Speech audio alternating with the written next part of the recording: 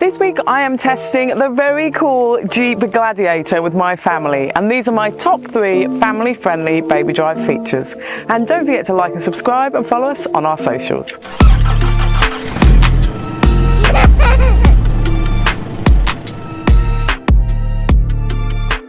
Number 1 is there are 3 top tether anchorages in the back of the Jeep Gladiator, which is fantastic news because it's one of the few utes left that does.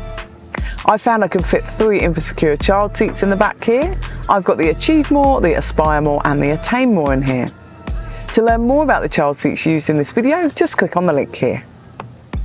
Number 2 is the cool factor of the Gladiator. Not only can you take it camping or driving on any beach or off-road, it's also got a roof that comes off and a Bluetooth speaker behind the rear seats, although a little bit tricky to get to when you've got rear-facing child seats installed. It really is a very cool and fun car to drive with your family.